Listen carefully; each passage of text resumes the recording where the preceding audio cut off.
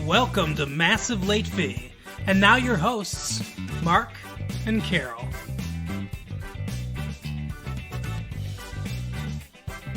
Well, hello everyone. Welcome back to Massive Late Fee. My name is Mark. With me as always is my girlfriend Carol. How are you doing, Carol? Hey, what's up? It is October 8th, 1994.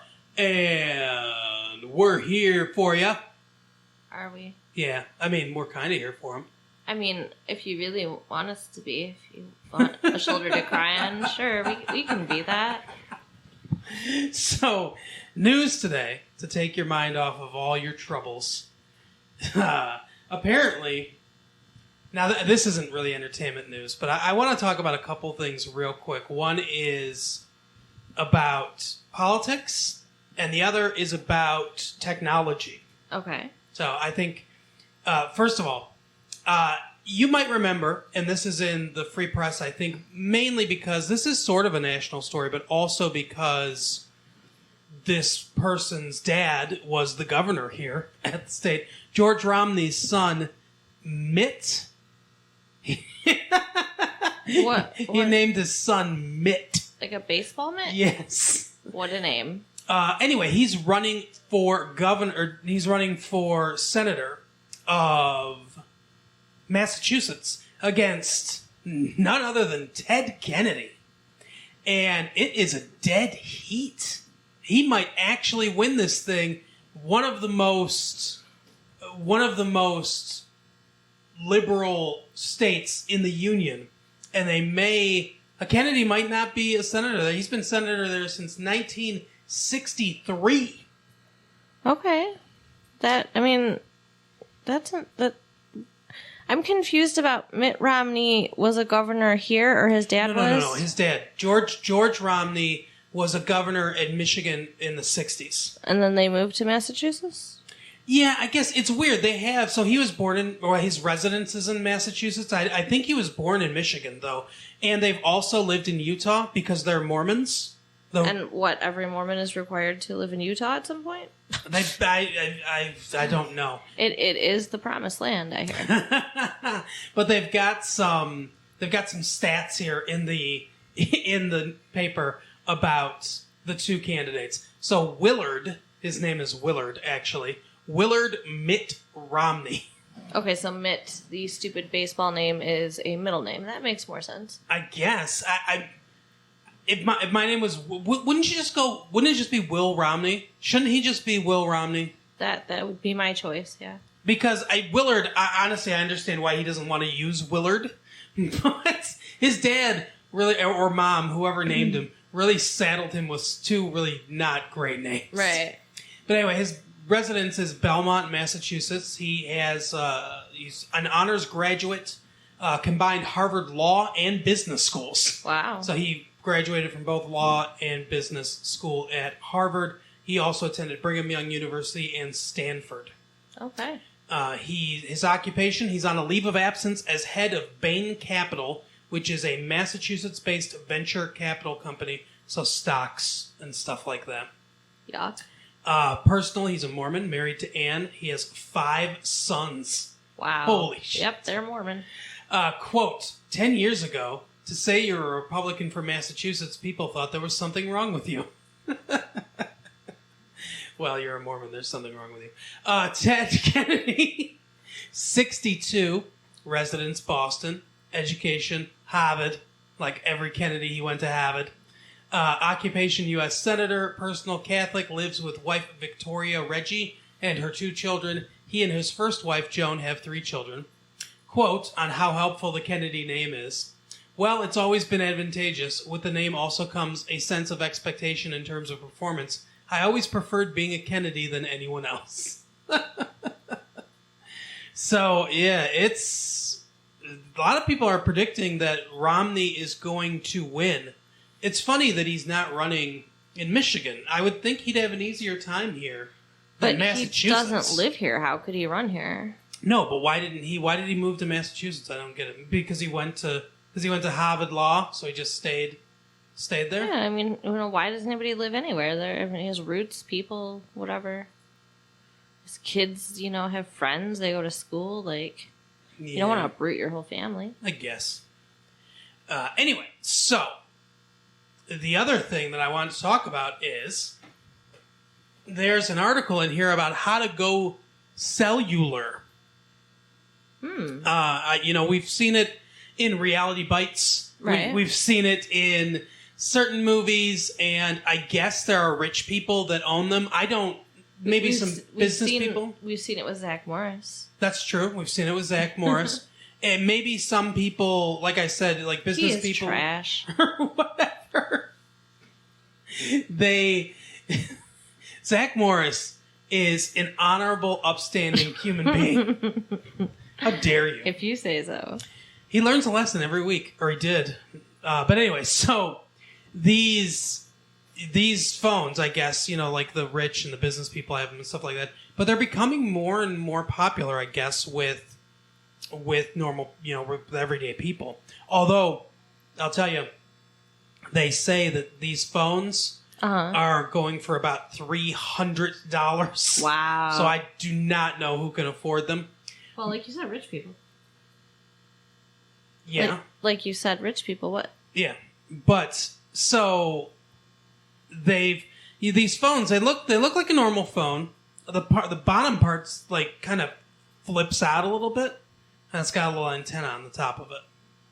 But other than that, it looks like a normal phone. It's just got there's no wires around it. So, I mean, they just take it with them? I guess.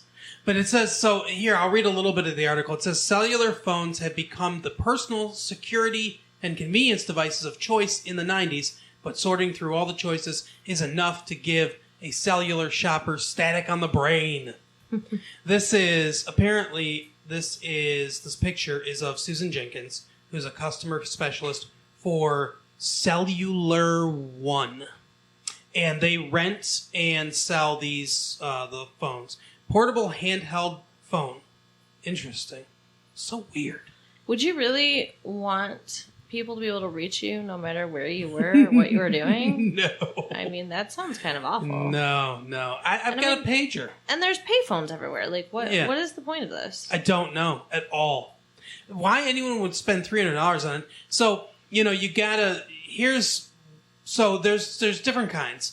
The bag phone is one kind. It comes with its own bag. It's plugged in to the bag, and I guess that's where its battery charges. The antenna's mounted on the outside of the car, and then you can use it, inside your car.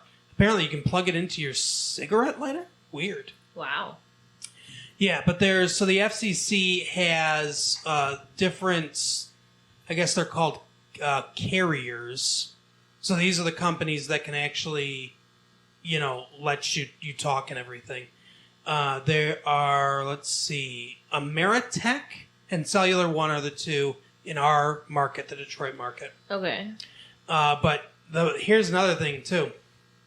Here are the call rates. It's not like a regular phone where you pay the monthly charge and then you can make whatever local calls you want, and then long distance obviously costs more. But you get 0 to 15 free minutes a month for local calls for $16 to $35 a month.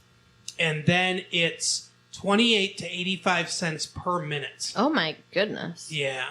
And then if you pay more, you can pay up to $52 and get 20 to 100. I guess this varies from company to company. But you can get 20 to 100 minutes per month that are free. And then you get... But I'll tell you what, sometimes I talk on the phone for like an hour, Not on a cellular phone, you wouldn't. No, I'm just saying that it does happen. If you want to get $800 a month, you got to pay $197. See, and you're already paying $300 to get the phone. Yeah, it's way too much. I don't understand. This is never... Who's going to do this? It's ridiculous. And, I mean, like, why do you need it? Especially, okay, you get 15 free minutes, so what, you're going to keep it to call, like, for help if you have a car problem or something? Again, payphones, unless you're going on a road trip into, like, the mountains or, somewhere. Like, if you're driving through, like, the Nevada desert, I guess it would be helpful. Yeah, agreed. Yeah, that's true, I suppose. Although... So let me ask you a question then.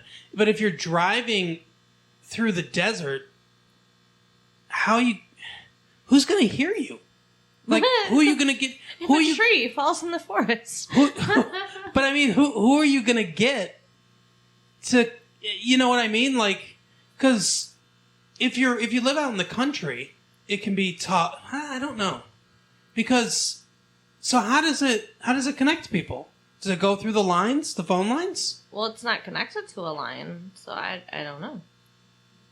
I guess they use satellites, maybe. Maybe. Huh. I guess if they used satellites, then yeah, anywhere you were in the world, it wouldn't matter. Because you can always contact a satellite. Right. I'm guessing. Anyway, so, now on to a little entertainment news. Elaine Boozler goes for the heart. What a name. As well as the funny bone. You're not familiar with Elaine Boozler? No, and her name is, is she an alcoholic? Yes. Because that's what her name implies. She is. Okay. Well, that explains it. Why are you moving so much? I don't know. You keep going in and out because you're moving around. Sorry, I'll try to hold still. So anyway, she is doing a concert for 2 hours a night. Comedy Night 3, which is benefiting people, Forgotten Harvest. She's at the Fisher Theater. Oh, that's nice. Yeah, I mean, it's, she's fairly funny. I mean, I don't mind her. Her time is a little bit gone, I would think. She was more popular in the mid 80s, I would say. Okay. But as a connoisseur of comedy, like I am, she's fine. Luscious Jackson is coming to town. What do you think about that? Nothing. Oh, really? Who is Luscious Jackson? They're about the grooviest band around these days. Groovy, baby. You're not familiar with Luscious Jackson? No. Wow. All right. Well, they do like George Clinton-y type stuff. Okay, well that explains it. Luscious Jackson. Not a fan. They also did a review of Ed Wood in the paper. I wonder. We beat them to I wonder if anyone, liked our. I don't know. We did it first. Hear it here first, people. We beat you. Anyway, so Massive Love. You want to take a trip down Lover's Lane for a minute? Sure. I know Always with you, babe. I know you're not feeling great, but still. Yeah, I do have a cold this week, guys. Sorry. Does that say legs? It does. Legs. You know how to use them. This white male, 34, handsome, physical, blonde/green. What? I think his eyes are blonde and his hair is green. He's the Joker. Yeah, the other way around. Okay. Is seeking you. Your legs are an awesome quality, and you know it. How do you know that? He's just invented a fantasy woman, and then he's writing to her. Right. And hoping that maybe she'll be there. But he says, your legs are an awesome quality, and you know it. I want them. Wow. He sounds like a serial killer.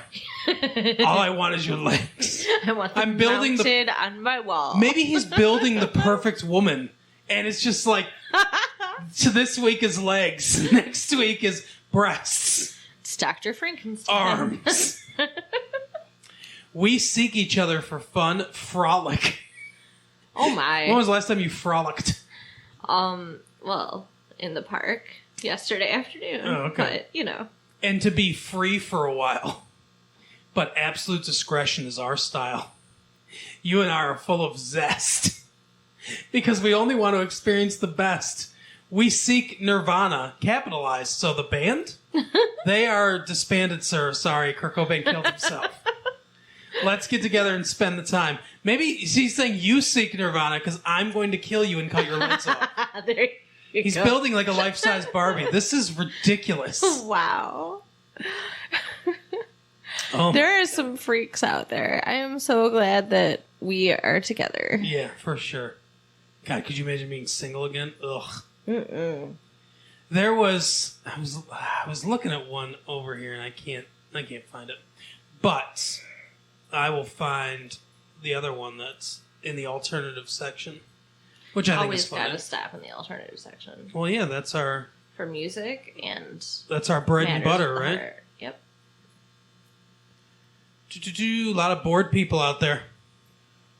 Well, yeah, you'd have to be to write and read these ads. I'm a bored person looking for another bored person to have sex with. There are other ways to entertain yourselves, people. Yeah, exactly. Attractive, single black female, 23, no dependents, seeking wealthy businessman over 40 for discreet relationship, race, no barrier. Must live in Wayne County area. Serious replies only, all capital. Because you know a lot of wealthy businessmen spend time looking in the wanted ads because they can't find someone on their own. Right. It's so funny. But basically, so she wants somebody to buy her things. Right. That's what it is. It's prostitution in the ads. That's yeah, what it is. Exactly. Easygoing male, 23, 5'10", 168 pounds, seeking single or married females, 18 to 30, for exciting times. Well, now. Yeah. You know, it's funny. So here's the adventurous millionaire. Remember him? Uh-huh. Adventurous millionaire looking for single or married lady. 30 to 45. Oh, to spoil. I enjoy music, travel, and all sports. Unfortunately, the single black female is too young. She's not 30 to 45. We can't hook them up. Bummer. Yeah, I'm sad about it. I was all about it. All right. So that is it for Massive Love today. We could make a board game out of this. Out of Massive Love? Yeah. We could cut the ads into little, like, cards and then play match game. Oh, yeah, that's not a bad idea. How about this? One more that I just found. Okay. White male, 26. Bruce Willis or Jack Nicholson look-alike. What? Those two people don't look They don't look anything alike. Bruce Willis or Jack Nicholson. What does that mean? And he said, and by the way, I mean, they're both white middle-aged men. I guess, and he's 26. He looks like Jack Nicholson. Jack Nicholson is 50. But he wrote "look alike" as three separate words. Look alike, not look alike, as in alike one word. And what it should be is look-a-like. By the way. So okay. I mean, I would have done the hyphens, but I don't think I really realized that alike is one word and not two. Yeah, alike. Okay. Two things are alike. Alike, one word. Right. Okay. Fun, caring, sense of humor, love movies. Obviously, you look like two movie stars. Moonlit nights, dancing, and quiet nights. One has hair and one doesn't. I know, I don't get it. Just like you don't anymore. Yeah, so he's bald. That's what it is. Because Jack Nicholson, he's not bald, but he's got that receding hairline. Yeah, he's got a receding hairline. So he's bald. He's a bald white guy at 26. Oh, I'm sorry, sir. You could have just said bald and saved yourself some money instead of saying Bruce Willis or Jack Nicholson. I look like Telly Savalas. What do you think that tells you? I don't know who that is. He played Kojak. He's bald. I don't know who Kojak is. Famously bald. God, you didn't watch any TV in the 80s, did you? I really did not, no. I was busy playing. Oh, good for you. All right, so let's move on to our shows that we watched. Our programs. So, well, let's do Friends first. Okay. Break it down for us. Break down Friends. So this episode featured the Friends, and Monica was dating a dude that Gary was his name? Is Gary or Alan? Alan. Yeah, it was Alan. Yeah. She's dating this dude Alan, and they all want to meet him, and she's like, no, that's not going to happen because they hate all of the guys that she brings home. So she talks to her sassy black friend at work because I guess they need one. I don't know. I don't know. And she gives her the advice that, you should let him, it's good because they're just watching out for you. And if he can survive it, then, maybe he's good. Right. Or whatever. So she brings him home. They all talk and everything. We don't get to see their interaction much. He tells one joke, and then it kind of fades. Well, I think the joke was like the tension breaker, and it's just kind of showing that they're going to hit it off. Right. I mean, we don't want to spend the whole episode getting to see him. You're right. Plus, the way they describe him. See, here's the thing. He's like a myth in this episode because all we hear is about him, but we never see him do anything. Right. And I think the reason is because there's no way they could write him to live up to what the friends put into him. Because it turns out that they all love him. They think he's the best and everything. And so they start doing stuff with him too. Apparently, they play softball with him, and they win a softball game because Alan is just the best at softball. They go out shopping together. They do those boat things in the river together and everything. Pontoon boats, is that what they're called? Whatever. I think so. It's the one where you row with your feet. Sure. Or you pedal with your feet. Pedal boat. I think they're called pedal boats, actually. But anyway. That makes sense. So they love him, and Monica starts to become less enamored with him. She's not loving it. She says, "Don't you think that sometimes he's a little too Alan?" And they said, "Well, how can you be too Alan? It's his Allenness that we all love and everything. They love him so much." And she just doesn't feel it with him. Right. So she decides that she's going to break up with him. And before this happens, Chandler is helping Joey to rehearse for a play.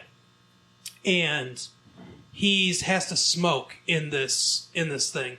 And he's trying to smoke, and you can tell he's not a smoker. Oh, he's terrible. At all. Dropping the cigarette, dropping the lighter, no idea what he's doing. So Chandler says, "Look, you want to get this part, let me show you how to smoke." And he says, "Oh, no, you're not going to have a cigarette." So we learn that Chandler used to smoke, but quit. And that guy, Matthew Perry, the one that plays Chandler, right? I don't know if he is a current smoker or a former smoker, but he is certainly he certainly knows his way around a cigarette. Yeah. It's very clear. Because you can just tell. Even when someone's acting and the way they puff, the way they hold it, you can just tell. He has smoked before, for sure.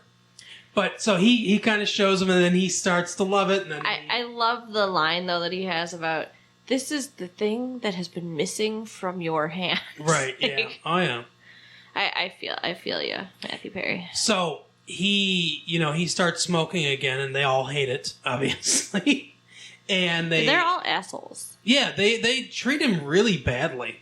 But it's funny because he does get his revenge. Because at one point he's sitting there smoking, and they're all talking about how terrible it is, and he says, "Come on, like we don't. I have a flaw. We all have flaws." And then he starts pointing out flaws from people, like Joey cracking his knuckles, and what else does he say? Phoebe chewing her hair. Yeah, Monica does something. I don't remember what. I don't remember either. Like what Ross does. Ross overpronounces his words. Oh yeah. Oh, you do. Like do you? you. What are you talking about? I don't overpronounce my words. You do too. I don't overpronounce. When you're being weird with your words, you do. I mispronounce. Like I don't overpronounce. 9-inch nails. Yeah, that's not overpronunciation. Whatever. That's giving stress to different syllables for comedic purposes. And when he Speak does, behind the curtain, folks. Whenever he does it, it reminds me of you. Okay. Anyway, so they all start arguing with each other. They all start kind of sniping at each other and everything.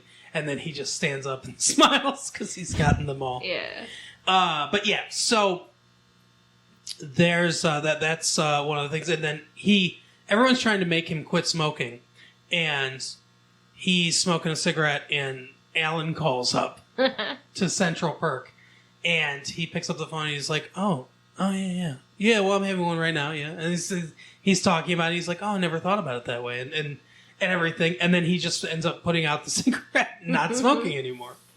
So then the other thing that happens in the episode, there's like 3 plot lines going on right now. Monica's date and everything is one.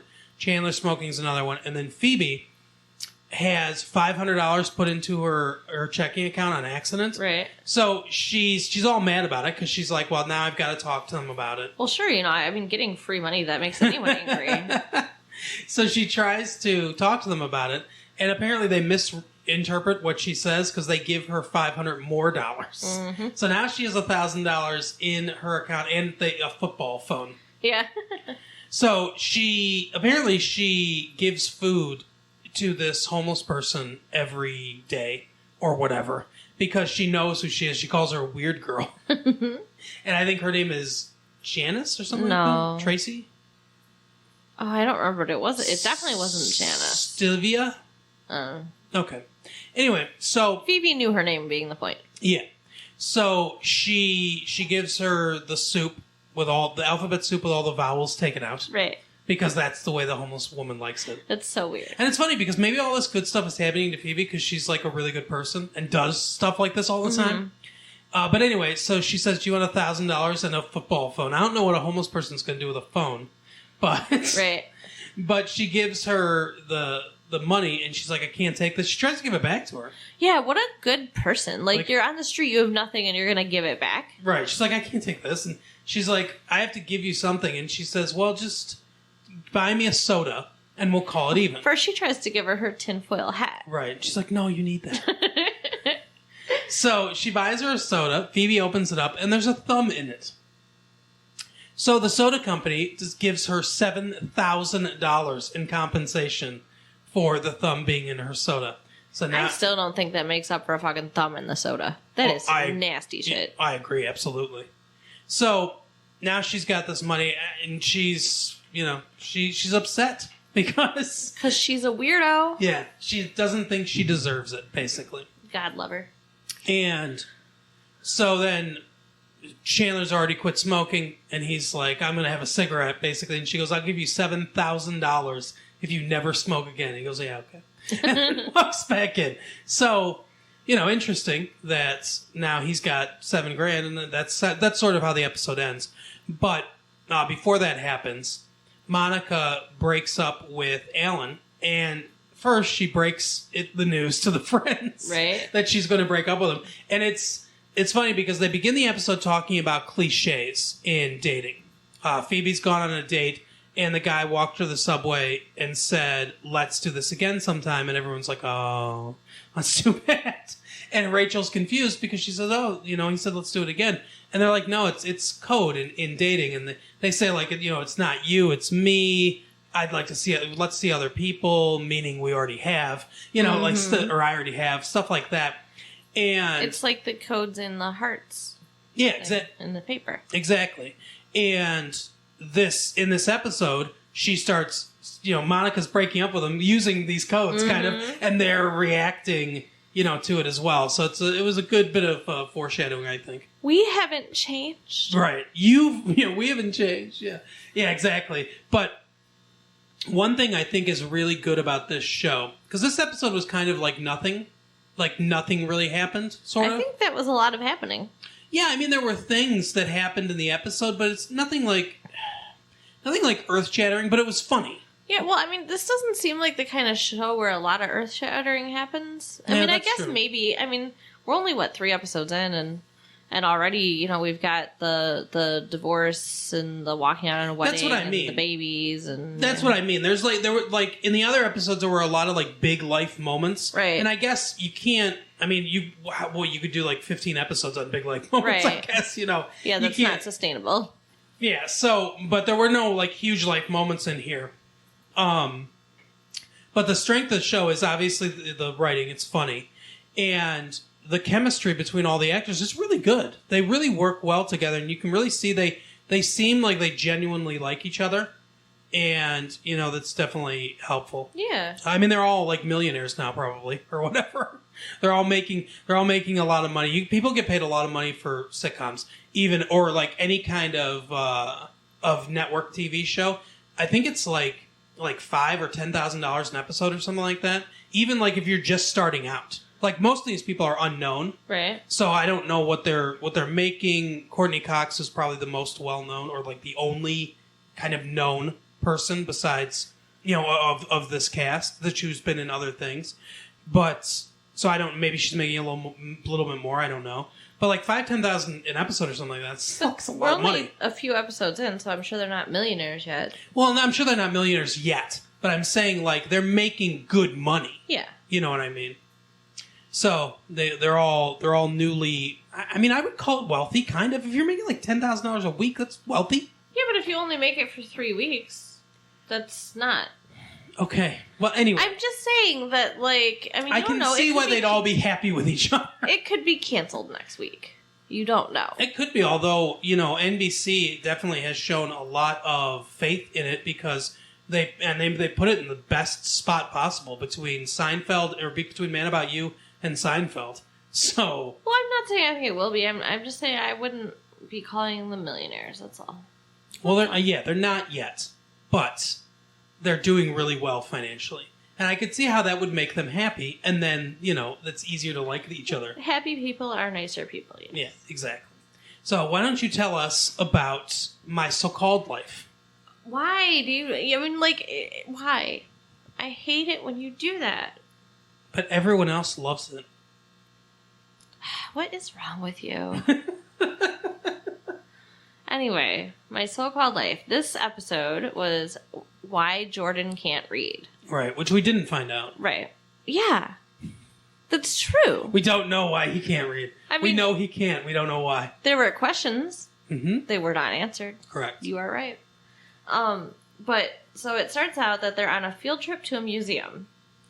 Now, I don't understand at all why Angela has this with her on a field trip, but she wrote a 5-page letter to Jordan Catalano that she had no intention of giving him. Apparently, right. She says to Rayanne anyway that she wrote it a while ago. Yeah. And that she's over him now.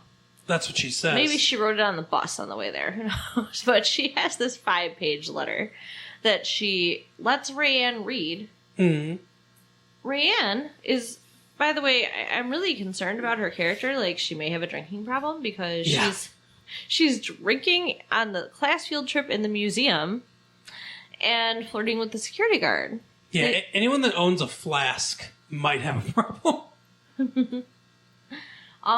They actually, it almost looked like they were gonna like go have sex in the bathroom, but that's what I thought. It looks like they were just flirting. Yeah. And she asked if he wanted his phone number. Yeah, her phone number. Her phone number. Yeah. And well, she got all distracted because she's hot and bothered and drunk. Apparently, she lost Angela's 5-page love letter to Jordan. Yeah, she left it on one of the exhibits.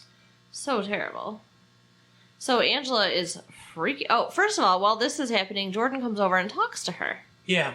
And, I mean, they were just talking about, like, how she should see his band rehearse sometime. You know, like, just kind of casual, a little bit flirty conversation. Nice conversation. And she's all excited. And she's telling Rayanne about this great conversation they had and how it just came out of nowhere. And Rayanne has to admit that she lost the letter and it could have been found. So now she's wondering, did he find the letter? And is that what initiated the conversation? Right. But I don't think that it's out of nowhere. Like I said to you, I mean, they've kissed a couple times. It's not out of nowhere for him to, like, make conversation or invite her to see his band. Well, he tried to kiss her a couple times. Right. And she pushed him away. Right. I mean, he put himself out there. Yeah. So, I mean, I think she's just such a little bundle of insecurity that she doesn't realize that he likes her, too. I agree, yeah. He does like her, too. I think so. It seems like it. But... You know, who knows? Maybe he's obsessing about her all the time. Right. No idea. So, this whole thing goes down. She's all freaked out. And then the next day, he brings her the letter. Says he found it. And she's like, oh, I wrote that. I've never seen somebody lie so fast out of someone's mouth. I wrote that last year when I had another boyfriend, and I called him Jordan so he wouldn't know it was about him. And right, yeah. And he's dead. Right, yeah, he's dead now, yeah. And it's like they go to this school, like he would know if a student died. Right. So he realizes, of course, that she's embarrassed, and so he finally chooses, which I think was pretty selfless, chooses to negate her embarrassment by telling her that he didn't read it. Yeah. He's trying to make her feel better, even though it puts him in an awkward position to say that. And she starts freaking out. Of course she read it. Right. Why wouldn't she read it? You know, who wouldn't read it? Blah, blah, blah, blah, blah. Well, you know, he can't fucking read. So, like, they end up yelling at each other. Because he says it didn't hold his interest, which is, like, I mean, can you imagine? I mean, that's a pretty shitty thing to say. I guess. He's trying to get his way out of this situation. Right. And so then she's like, what, too many big words for you? Yeah, it was bad. It was a bad fight. And then he gets all pissed off. And that's when she realizes that he can't read. Right. So he admitted to her, and he said he has never admitted this to anyone, but he admitted to her that he couldn't read it. Yep. And then, of course, his friends show up, so they can't talk anymore or anything. Now, some girls would have been turned off by this, but not our Angela. She's just more Twitter paid and in love than ever. Yeah. And now she's got to make it make sense why he can't read. So when they're finally hanging out together, she's like, hey, let's dig into this and figure it out. Do you think you're dyslexic? And, you know, lots of smart people are dyslexic. And, like, right. He doesn't think he's dyslexic. Yeah, you know, it's funny because she goes to see his band play. Yeah. Before, you know, like this happens. Oh, okay. But yeah, the three of them go see the band play, and he plays this song called Red. Yeah. Where he's like, I call you Red. I don't know. He was singing, okay. It's like a love song. It's a song he wrote. Correct. And he had told her he wanted her to hear it. Yep.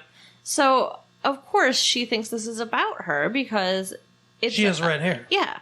And it's about saying, like, they're my shelter from the storm. At night, they keep me safe and warm and all this stuff. I mean, like, it's very romantic. Mm-hmm. Although I would say it is a little above level of where they're at. Yeah. So, she is, you know, thinking this is about her, of course, and now she's even more all in love with him. And then that's when he drove her home from there. Right. And that's when they had this conversation? Correct. Yeah. So, he doesn't think that he's dyslexic, and she's just, like, drawing at straws, trying to figure it out. And then they kiss, though. And yeah. The kiss is actually, it looks like a good kiss, and she doesn't push him away or anything. Right. So, yay for them, I guess. Yeah, it might, you know, things might progress. Although, who knows? Because... Yeah. The episode does not end well. No. So she's super happy the next morning. And her little sister tells her parents, like, Angela's in love. And then Angela asks if she can date. Yeah. She says, I can go on dates, right? And the mom is freaking out. I don't know. She didn't look like she was freaking out. You think she was freaking out? She didn't look happy. Yeah. She looked nervous about the whole thing. Yeah. And she's like, yeah, but there have to be ground rules. And then she's coming up with the ground rules, like, on the fly. Yeah. And one of the things they said is that they wanted to meet the person first. Right. And so then Angela's like, oh my gosh, that's so humiliating. And, you know, blah, blah, blah. I don't know. Do you think that's humiliating? I think she's going too far, but I think she is embarrassed about her parents, and she doesn't. It's like one of those things where if you have one group of friends over here and another group of friends over here, and you kind of act a little differently around each group of friends, right. If they meet, it's weird. Right. And I think that's what it is. Yeah, I can see that. But yeah, she's really upset about the idea. And it's what's funny too is her little sister has developed a crush on Brian Krakow. Yeah. And so while they're having this conversation, she's like, "Well, what if you already knew the person?" Right. Then I don't need to introduce you, right? Because you already know him. Right. Her little 10-year-old sister. Right. But anyway, so she's got a crush on Crackhead, and it's a big like love quadrangle. Right. Yeah, because Crackhead's in love with Angela. Yep. Angela is in love with Jordan. And the little sister's in love with Crackhead. Right. And Jordan is in love with, I don't know. Oh, Ricky is also in love with Jordan. Car. Yeah. Yeah. We discovered in this episode. Yeah. He's able to tell Angela where to find him all the time because he has memorized his entire schedule. Yeah, he's got a crush on Jordan, which is sad. But I mean, he's a nice looking kid. Makes sense. no, but Jordan's not going to reciprocate. Well, That's yeah, why of it's course, sad. 'cause It's unrequited love. He's straight. Yeah. So, yeah, and then to see his friend with him, that's gotta hurt. Yeah. The jealousy.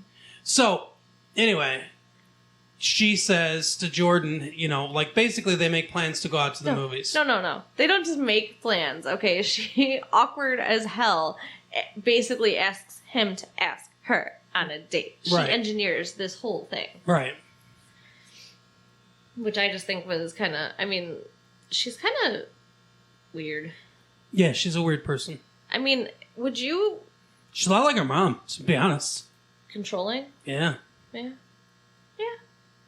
So he agrees to do this, and then he's hanging out with his friends after school. He's supposed to be at her house at 7:30. Yeah, she says that he has to meet her parents. Right, so she tells him to come by anytime that night, and then changes it to, so how about around 7:30? Right. And his buddies are going to go do something, and he's like, oh, I said I'd do this thing, so he doesn't go with them. Mm-hmm. And, when that whole thing was happening, and she's all dressed up and sitting there with her parents, I'm thinking for sure he's going to go with his friends. He's going to blow her off for his friends. Mm-hmm. But he doesn't. No, he doesn't. But then he has some kind of, like, weird nervous breakdown. Yeah, he's just kind of sitting there like he can't do it. He can't go. Yeah, he's, like, literally, like, rocking on the floor and stuff, like, all upset. Too nervous about it. I don't know. So, the insight that we get is when he talks to Ricky the next morning, because Angela walks away from him. Mm-hmm. Yeah, Angela basically says, I don't want to talk to you anymore. She doesn't say anything to him. She said to her friend she didn't want to talk to him anymore. She just walks away from him. Mm-hmm. Like, talk about not communicating. So, Ricky tells him, she's upset because you didn't show up last night. And didn't call or anything. Right. And he's like, oh, yeah, like that just didn't dawn on him to do that. Mm-hmm.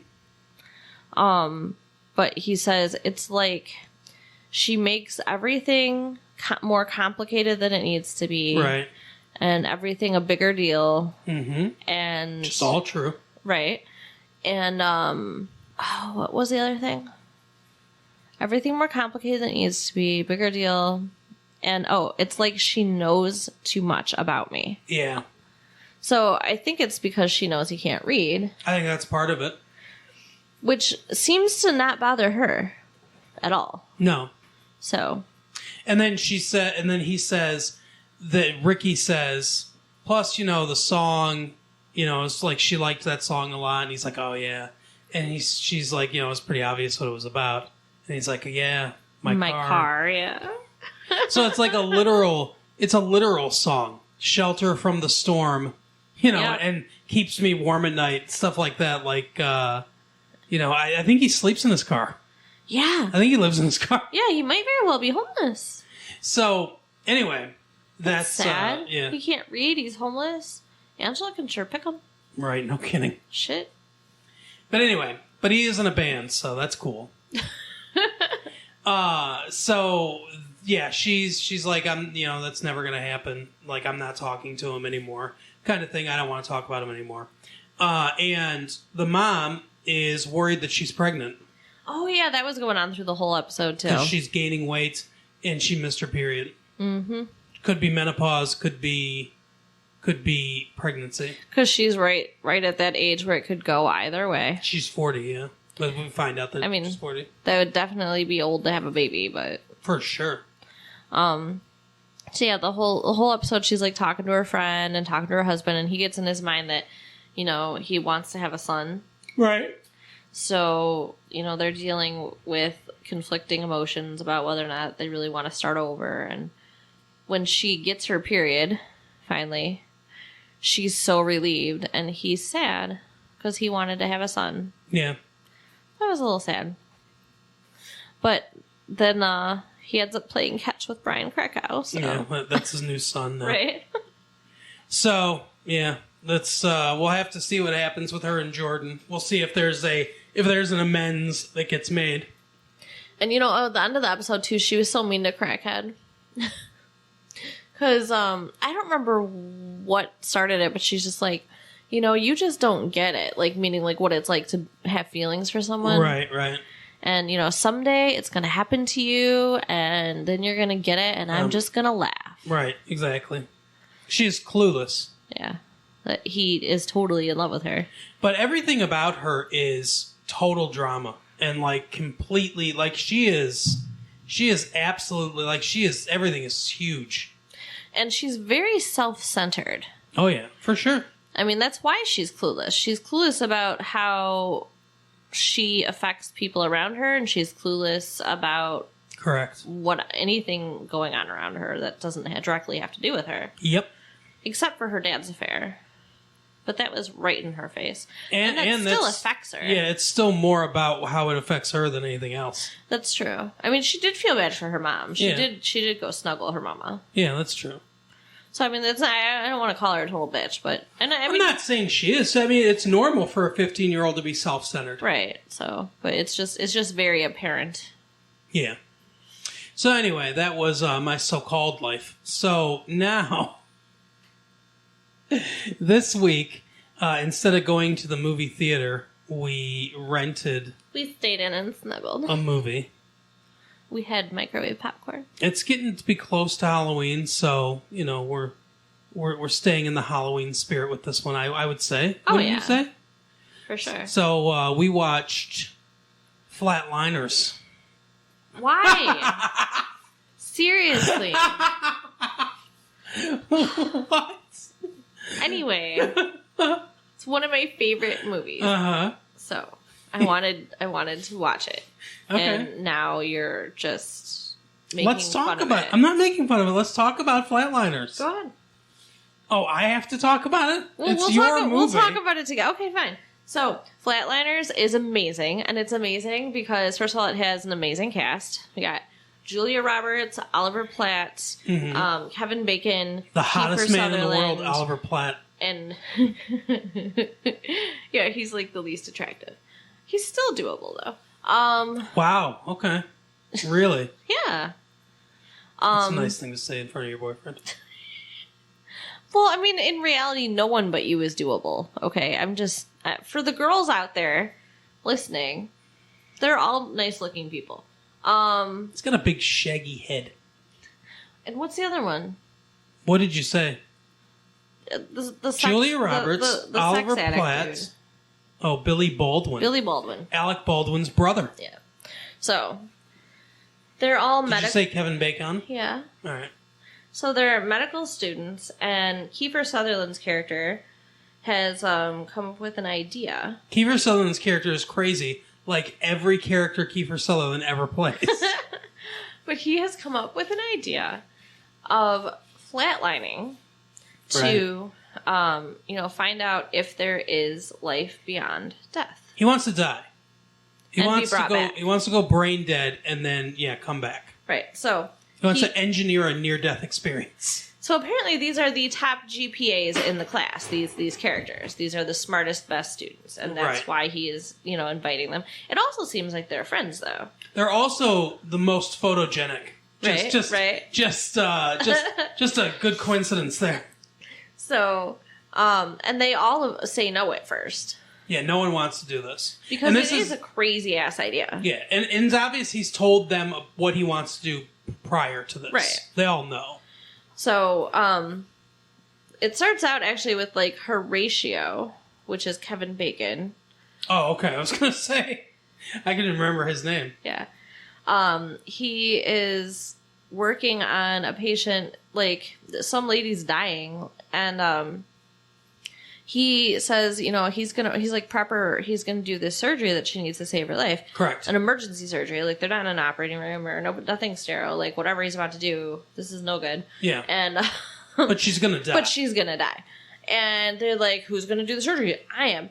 And one of the nurses just peels off and runs down the hall to go get help because she's like, no, this can't happen because he's a medical student. Yeah, she's like, no, you can't do it because you're a student. You can't perform the surgery. Right. But he does. And he has no permissions at this hospital. He's a student. Right. And I mean, I'm sure that as far as legal stuff and liability and everything, that was a terrible thing that he did, but he also saved her life. Correct. And if they waited for somebody who had the proper authority to come, she might have died. Yep. And I realize they came pretty damn fast, but, stuff like that, it can matter. Seconds can matter. For sure. He gets in big trouble. They kick him out. They kicked him out? Is that what it was? Yeah, they kicked he's him totally out of school. kicked out of school. Okay. So and he Kiefer gets kicked out. Sutherland's like, hey, they'll bring you back next semester. They're not going to let someone as brilliant as you go. Right. So they'll bring you back next semester. It's just insurance stuff. They got to make it look like they're doing something or whatever. I mean, I get it, because if she decided to sue, she could own that hospital. Right, because, she could still get an infection because this was a non-sterile procedure. Yeah. And what if he botched it? Yeah. He says, you can't just let students perform, life-saving procedures. Right. They're not all Kevin Bacon, guys. I get the idea that if somebody's, windpipe is closing up, you need to, stick a tube in there, but I'm not going to be the one to do it. Yeah. No, I agree. So, yeah. So, that's how he starts, and then Julia Roberts' character, Dr. Manis. Yeah. I can't remember her first name. I just remember they call her Manis. All of them have first names that we barely ever hear. She is obsessed with the afterlife. Right. And she's, practically doing support groups with her patients who have... had near-death experiences. Yeah. And it's funny, the nurses are keeping watch, because I guess she would get in trouble for this, too. They all like to break the rules, it seems like. And so they're all sitting around talking about, what did you see, and blah, blah, blah. So, we get the idea that there's some kind of personal investment. Right. For her, and probably, I would imagine, for Kiefer Sutherland, since it was his idea. Yeah. It just seems like he's a nut. He's like a mad scientist. He wants to be famous. Yeah, he does. They talk about that a lot, being on 60 Minutes and everything. Yeah, when they actually do go to do this, which they obviously do, or there wouldn't be a movie. He's talking about 60 Minutes, and they're like, but that's not the reason. He's like, but the fame is inevitable, which is true, right? But it could definitely be part of the motivation. Yeah, we never really get a clear sense of why. I think we do. Of why he wants to do it? Yeah. You do? Yeah.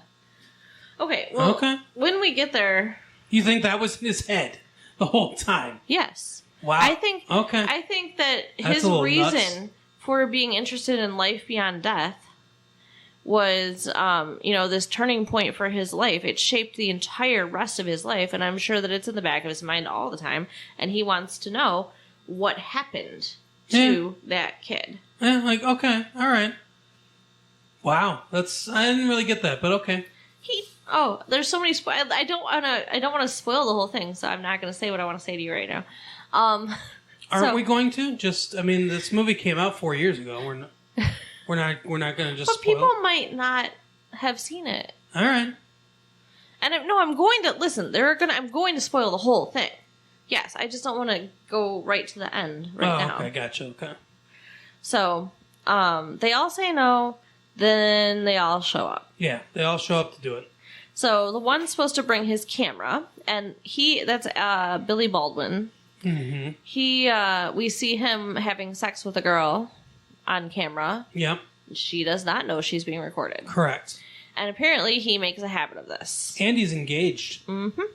He wants to, as he says, he wants to get as many girls as possible on tape having sex with him before he gets married. What an idiot. Well, weird, too. So I'm guessing he's doing this to masturbate?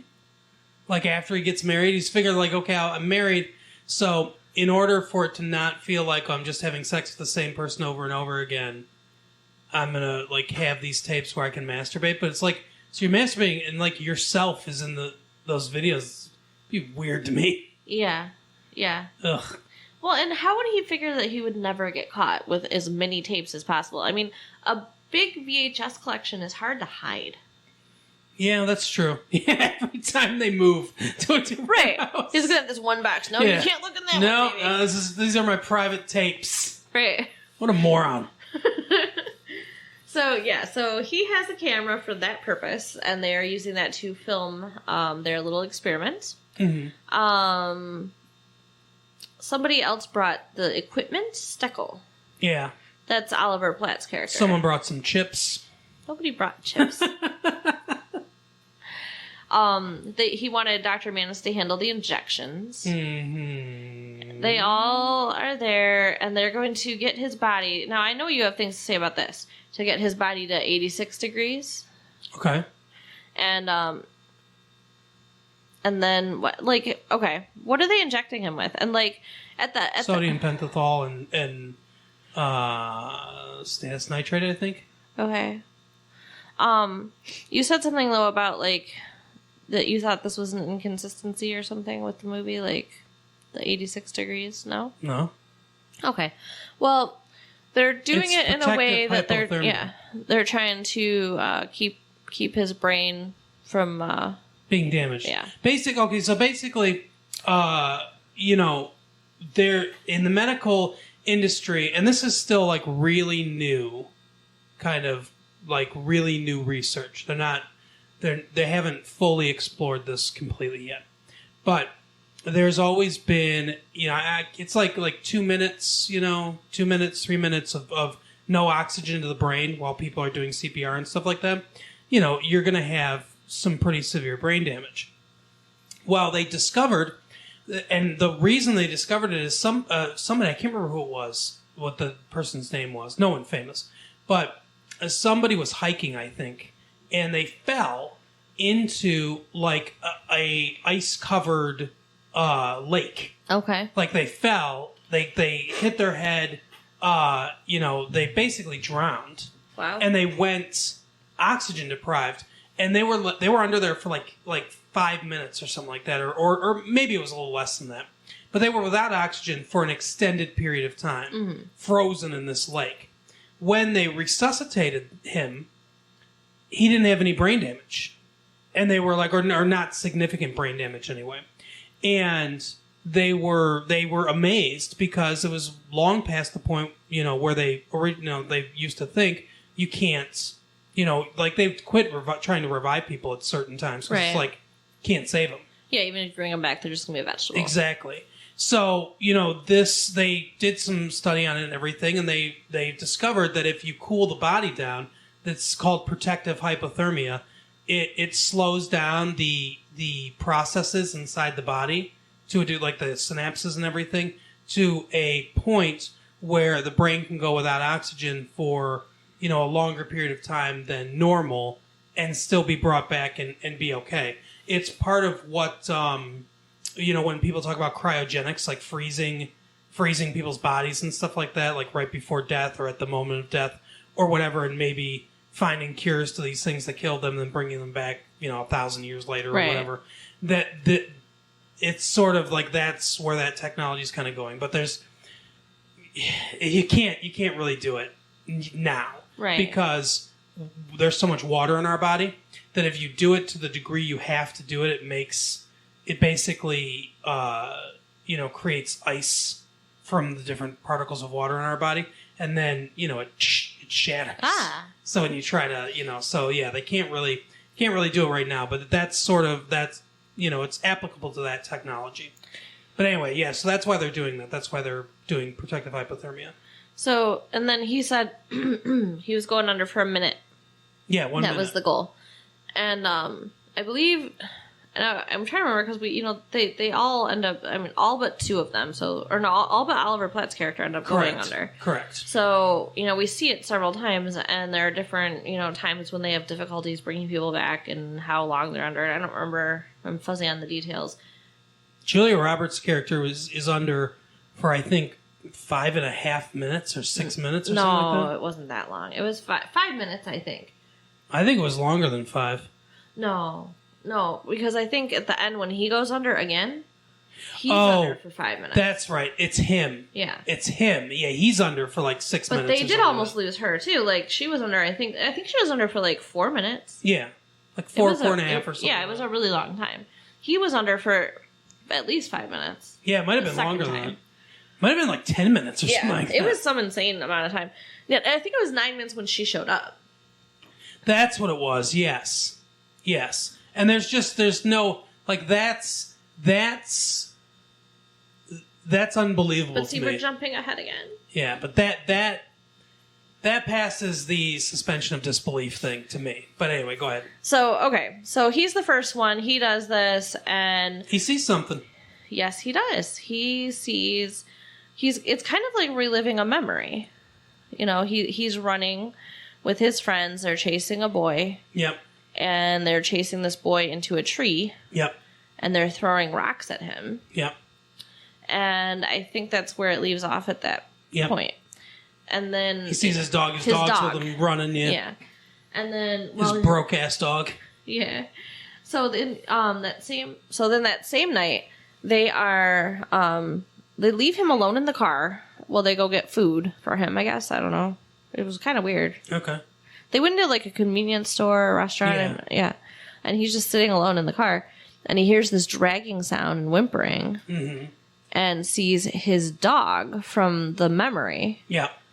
Except he's all like crawling on the ground and his like back hurt. Is broken. Yeah.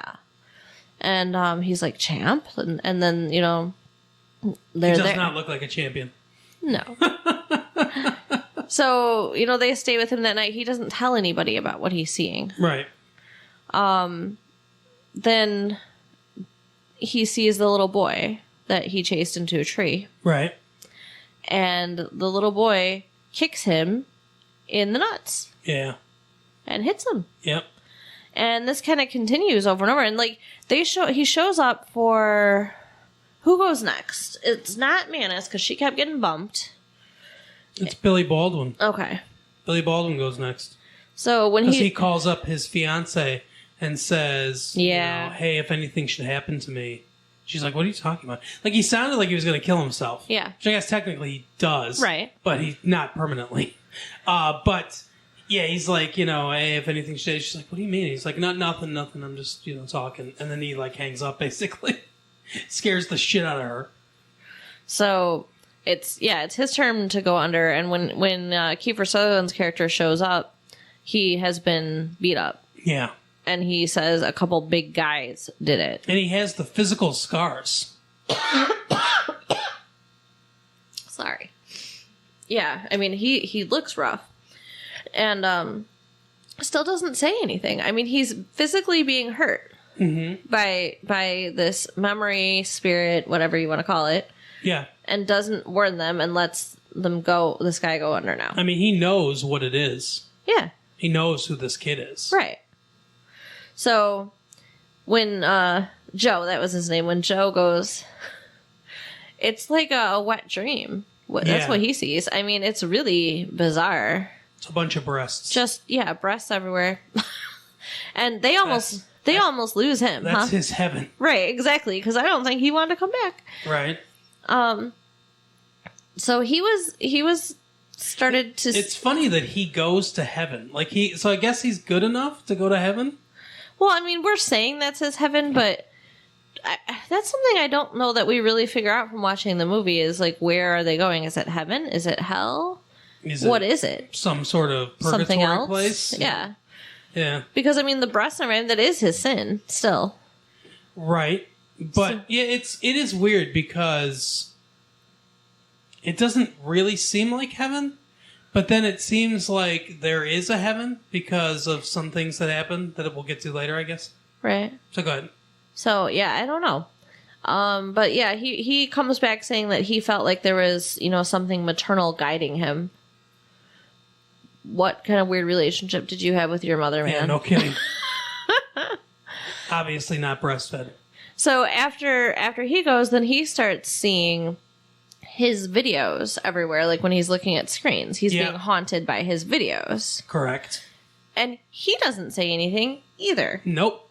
Because, you know, he's ashamed, just like Kiefer Sutherland's character is ashamed. Mm-hmm. So then they let Kevin Bacon, Horatio, go, and he sees himself making fun of a girl on a playground. Right. And then dancing with confetti all around him. Oh, wait, no, that was Footloose. We watched that, too. No, guys. And when he comes back, then he starts seeing this little girl. And she's, like, making fun of him, saying, you know, the same kind of mean things, I think, that he said to her. Buffalo breath and stuff like that. Yeah. That's weird. It is. So he, has enough sense and caring about people to say something. He is late, though, to stop Manus from going.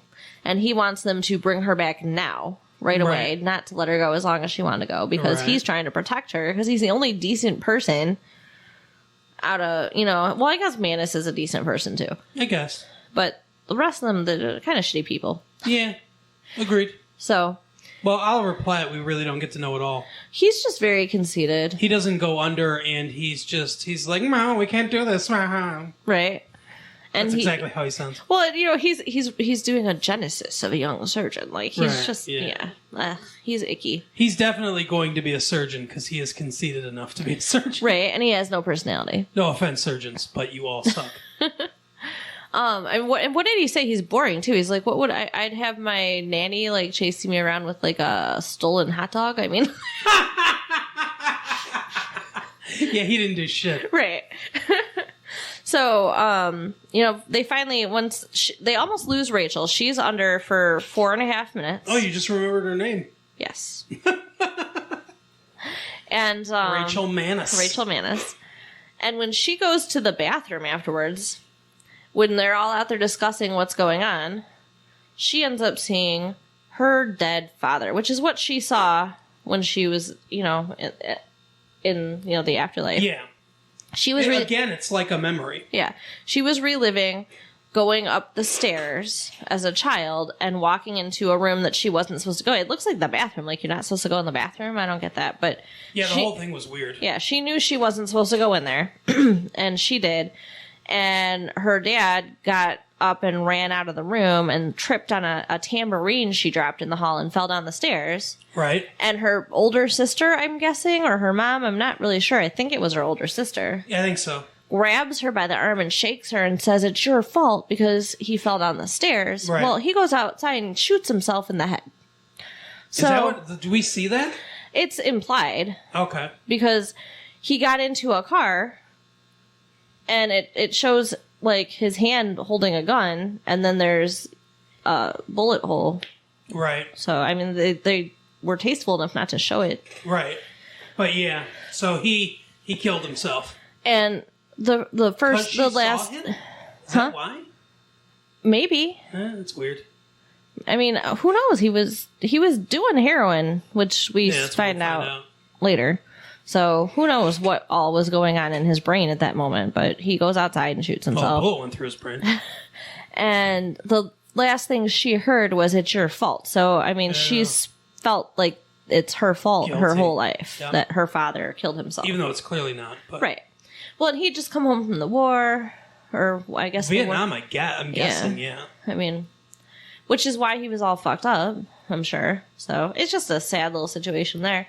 So... She's seeing her dad now in the mirror behind her in the bathroom. Mm-hmm. How terrible.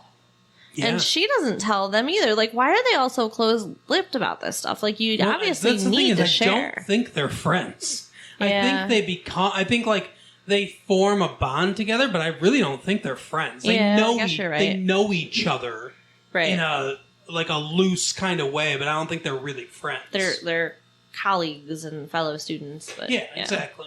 Okay. So, and then her and Horatio, David Horatio, right? I don't know. David. I think it was David. They were getting closer. So he's the one that stays with her, I think, that night, or is that a different time? No, he stays with her. Yeah. But she still doesn't tell him. Like, even though it seems like they're getting closer, she still doesn't tell him right away what's going on. Not yet, no. So Horatio decides that he is going to try to make amends with this little girl that he keeps seeing, which, that makes sense. I guess. Yeah. And, she's not dead. She's alive. Yeah. She's like one of the only ones that isn't dead. Right. So, I mean, that kind of makes you wonder, like, okay, so what is he seeing? Yeah. When, in the afterlife. It's not her spirit.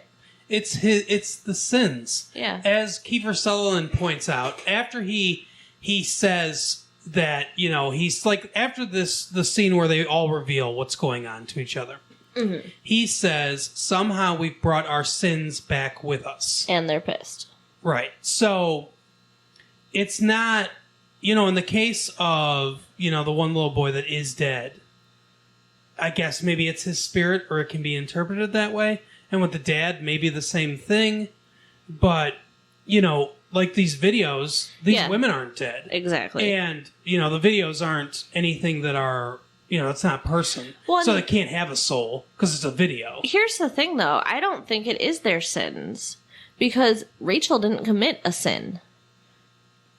That wasn't a sin. It's just what she feels guilty about. Okay, so guilt then, I guess. Maybe. It can be synonymous. I guess, but I mean, like, walking into that room that she wasn't supposed to go in, I guess that's a sin. Maybe not listening. That doesn't seem like something that would haunt you. It's the way she feels about it. What I think it is it's the father's sin. Yeah, I think it's the father's sin and the fact that he can't let go and she can't let go. Mm-hmm. And I think that's what they're. So it's not a perfect analogy because that doesn't work for everybody. Right. It's different for each of them. But it's very clear what's going on with her, I think. Yeah. It's very clear what's going on with her, but it's not as clear what's going on with Horatio. So I guess. He feels guilty about this. So he goes to make amends, and he does. He's able to make amends with her. He apologizes, and she accepts the apology. Yeah, and Kiefer Sutherland goes with him because he doesn't want to be alone. Right. Because he's getting the shit kicked out of him all the time. Mm-hmm. And even while he's in the truck outside waiting, he gets beat up again. Like, he catches him. He comes out, and Kiefer Sutherland is holding, like, what is that, a pickaxe? Tire iron. I think it's supposed to be a tire iron. It was sharp. Yeah, tire irons can be sharp. Okay. And, we see that the spirit of the little boy is, like, pushing this into his face, but it looks like he's just wrestling with it in thin air. It's kind of weird. Yeah, sort of. So, I don't know. So, Horatio tells him, I feel great now. I made amends. Everything's all good. And he's like, you need to make amends with this kid. Mm-hmm. Well, he doesn't know that this kid's dead. Yeah. And the reason he's dead is because he killed him. Right. He and his friends. And I guess it was specifically him that threw the last rock. Yeah. That knocked him out of the tree. So, more so him, I guess. I guess, but all three of them, honestly. Well, they probably all ended up in juvie. He said that he was taken away from his family when he was 9 years old. Yeah. Crazy. And spent the rest of, his in a home for boys. I think it was juvie. Okay. Home for boys. They can call them that too sometimes. Okay. Because he killed a kid. But so. yeah, crazy. And he killed his dog, or at least crippled him. Yeah, crippled the dog. I'm sure the dog had to be killed after that. If the dog didn't die from those injuries, I'm sure the dog either died later in agonizing pain or they had to euthanize the dog. Yeah, it's very sad. The dog's back is destroyed. Which, I'm sorry, it is fucked up that they were throwing rocks at a kid and that, they knocked him out of the tree, but I'm sure they weren't trying to kill him. They were they all seemed shocked when he fell. Yeah. Yeah, like they had no idea that what they were doing was dangerous. So Kiefer Sutherland goes to the cemetery and basically like, hey, show up, so I can make amends or whatever. And then he decides that there's only one way he can make amends, and that's to die. Mm-hmm. And then, apologize to him there. So he steals the car because his friends are with him, Horatio and the other one, Billy Baldwin. Sure fucks a lot. Right. He steals the car and takes off to go flatline, and they're trying to get there to stop him, and he calls Rachel. Yeah. On the way in, and tells her what he's going to do. Not specifically. What did he say to her? She figured out what he was doing, I think. I don't know. He was like, yeah, blah, blah, blah. I don't know. I think he said he was sorry. Yeah. And, sorry that he didn't say anything to her. Yeah. And she gets to make amends with her dad, too. Yeah. Yeah, before that happened, while all of that's going on, her dad, her bathroom kind of morphs into the bathroom of her childhood. Mm-hmm. And she goes up, and that's when we see that he was doing heroin. Showing that you can do this without flatlining, by the way. Right. Like, he didn't need to flatline to do this. Although, again, we had a dead spirit not alive. Yeah. Well, but he was... The dad's dead. Yeah, too. The kid's dead. So, but the thing is, did the kid want to make amends? Dad wants to make amends. Yeah. Well, the dad hugs her, and the dad says he's sorry. Yeah, he's. I'm so sorry. He's crying because he fucked up her whole life too. Yeah, and he, it's clear that in order to get closure and move on, which I think is a lot of what this movie's about, right? That he needed to apologize to her. Mm-hmm. That he needed to stop feeling bad about this. So, and then she's able to forgive herself because it's not her fault; it's his fault, and let him go. Yeah. So, and she tried to tell him on the phone too. Wait, it's okay. You don't get it, but he didn't want to hear it. Right. So they all go to try to save him, and instead of doing it the usual way that they've done this, he used potassium to stop his heart. Right. A lot of it, too. Yeah. And it had been a long time. Basically, what he did was give himself a lethal injection. It's like the same chemical cocktail that they use for lethal injection. Yeah. And I mean, did he even use the hypothermia thing? I don't know if he did or not. I don't remember. I don't think he did, because I don't think he had any plans on coming back. It did not appear that he was going to come back. No. So he does, but he does. So now he's in the tree in this thing, getting the rocks thrown at him, and he falls. And then he says to the kid, he says he's sorry, and everything, and all this stuff. And the kid smiles at him. Yeah. And Champ's with the kid. Yeah. And they walk away like everything's cool now. And there's a light behind him. That's what I'm thinking. He's now he's able to move on too from this death. So he needed to hear the apology. I think so, yeah. And now he's able to move on. I think that's kind of the point of that. He was definitely angry. For sure he was pissed. Yeah. And he had a right to be. Yeah. The guy took his entire life away. Yeah. So he is able to return to his body. Yeah. And with no brain damage, even though it's been 10 minutes. And the only reason that we know that there's no brain damage, though, it's kind of cute, is the very beginning of the movie, he starts out saying, "Today's a good day to die." Mm-hmm. When Horatio's going under, he says some Indian war cry that means the same thing. Yeah. And so when they bring him back, he can barely talk. They have to lean in and everything, but he says, "It wasn't such a good day to die." Right. So okay, he's okay. He's got his personality. He's in there. Mm-hmm. And you're right. He shouldn't be. No. And so it's did God protect him? Maybe. Or something? What? That's one of those things where it's that's supernatural. I mean, I guess a lot of the movie is supernatural. Yeah. But that's not scientific. There's just no way. You can't be oxygen deprived to your brain for 10 minutes and just be okay. Right. That's just not how that works. I mean, I think if they hadn't done that, we wouldn't be able to make the assumption that he would be okay. But right. Yeah, exactly. But yeah, I mean, that's basically where it ends, right? Yeah, that's where it ends. So, what did you think of the movie? And what did you think, what did you think it was about? Well, I mean, I really love the movie. I think that it's about, our trying to grasp and understand the afterlife. Yeah. And yeah, I agree too with what you said about letting go. Yeah. I think, so I don't love the movie as much as you do. It's a good movie. I like the movie, but you're you were obsessed with the movie. And I'm, I'm yeah, it's a fine movie. I've watched it probably 5-10 times. Right. So, yeah, I think a lot of it is about that search, for one, and a lot of it is about just a lot of it's about asking for forgiveness. It seems it's very kind of Catholic in that way, of this is the key to salvation, the key to you being able to move on, the key to everyone else being able to move on, is to ask for and receive forgiveness. That's huge, in this movie, and I think that's a big theme of it as well. It's a pretty complex movie. It is very complex for a thriller. You know what I mean. I think that it's I mean, I wouldn't call it a thriller. I'd say it's more of a horror or a drama. I guess, yeah. But it was directed by Joel Schumacher, who directed Kiefer Sutherland in The Lost Boys. I love that movie too. Yeah. So that's same guy. Mm-hmm. So there's a lot of the cinematography is really kind of cool and interesting. I love it, There's a lot of shadow It plays with light and dark a lot.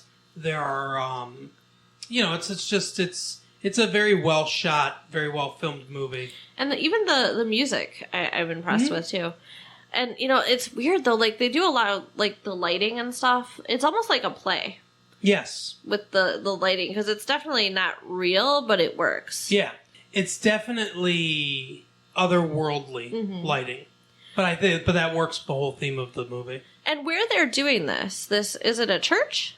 I think so, yeah. It's like a Gothic cathedral. It's being renovated. Right. But, I mean, the art and stuff in there is really messed up. Yep.